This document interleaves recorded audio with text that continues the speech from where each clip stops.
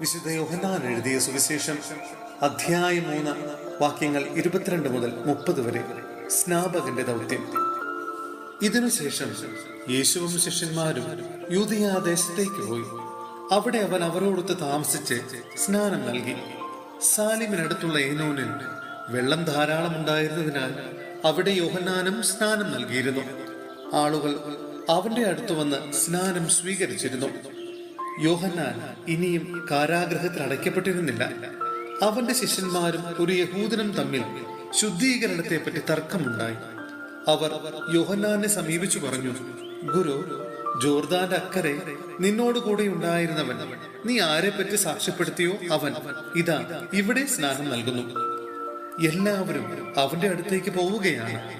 യോഹന്നാൻ പ്രതിവദിച്ചു, സ്വർഗത്തിൽ നിന്ന് നൽകപ്പെടുന്നില്ലെങ്കിൽ ആർക്കും ഒന്നും സ്വീകരിക്കാൻ സാധിക്കുകയില്ല. ഞാൻ ക്രിസ്തുവല്ല, പ്രത്യുത അവന് മുമ്പേ അയക്കപ്പെട്ടവനാണ് എന്നു ഞാൻ പറഞ്ഞതിനെ നിങ്ങൾ തന്നെ സാക്ഷികളാണ്. മണവാട്ടിയുള്ളവനാണ് മണവാളൻ. അടുത്തുനിന്ന് മണവാളനെ ശ്രവിക്കുന്ന സ്നേഹിതൻ അവന്റെ സ്വരത്തിൽ വളരെ സന്തോഷിക്കുന്നു.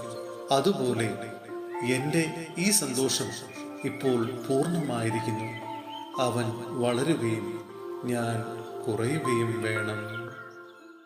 സഹോദരരെ, വിശുദ്ധ പൗലോസ്ലീഹ ഗലാത്യയിലെ സഭയ്ക്ക് എഴുതിയ ലേഖനം അധ്യായം 4 വാക്യങ്ങൾ 12 മുതൽ 20 വരെ. ഗലാത്യരെ കുറിച്ച് വ്യഗ്രത. സഹോദരരെ, ഞാൻ നിങ്ങളോട് അപേക്ഷിക്കുന്നു, നിങ്ങൾ എന്നെ പോലെയാകുവിൻ. ഞാൻ തന്നെയും നിങ്ങളെപ്പോലെയാണല്ലോ. നിങ്ങൾ എന്നോട് യാതൊരു തിന്മയും പ്രവർത്തിച്ചിട്ടില്ല. ഞാൻ ആദ്യമേ നിങ്ങളോട് സുവിശേഷം പ്രസംഗിച്ചത് എനിക്ക് ശാരീരികാസ്വാസ്ഥ്യമുള്ള അവസരത്തിലാണെന്ന് നിങ്ങൾക്കറിയാമല്ലോ. എന്റെ ശരീരസ്ഥിതി നിങ്ങൾക്കൊരു പരീക്ഷയായിരുന്നിട്ടും നിങ്ങൾ എന്നെ നിന്ദിക്കുകയോ വെറുക്കുകയോ ചെയ്തില്ല. മറിച്ച് എന്നെ ഒരു ദൈവദൂതനെ പോലെ, യേശുക്രിസ്തുവിനെ പോലെ തന്നെ നിങ്ങൾ സ്വീകരിച്ചു. നിങ്ങളുടെ ആ സന്തോഷം ഇന്നെവിടെ? സാധിക്കുമായിരുന്നെങ്കിൽ നിങ്ങൾ സ്വന്തം കണ്ണുകൾ പോലും ചൂഴ്ന്നെടുത്ത് തരുമായിരുന്നെന്ന് എനിക്ക് ബോധ്യമുണ്ട്. അങ്ങനെയിരിക്കെ നിങ്ങളോട് സത്യം തുറന്നു പറഞ്ഞതുകൊണ്ട് ഞാൻ നിങ്ങളുടെ ശത്രുവായെന്ന്. അവർ നിങ്ങളിൽ താല്പര്യം കാണിക്കുന്നത് സദുദ്ദേശത്തോടെയല്ല, മറിച്ച് നിങ്ങൾ അവരിൽ താല്പര്യം കാണിക്കേണ്ടതിന് നിങ്ങളെ ഒറ്റപ്പെടുത്തുകയാണ് അവരുടെ ലക്ഷ്യം.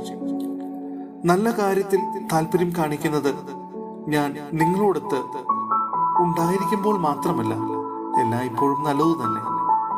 എന്റെ കുഞ്ഞു മക്കളെ, ക്രിസ്തു നിങ്ങളിൽ രൂപപ്പെടുന്നതുവരെ വീണ്ടും ഞാൻ നിങ്ങൾക്ക് വേണ്ടി ഈറ്റുനോവ് അനുഭവിക്കുന്നു.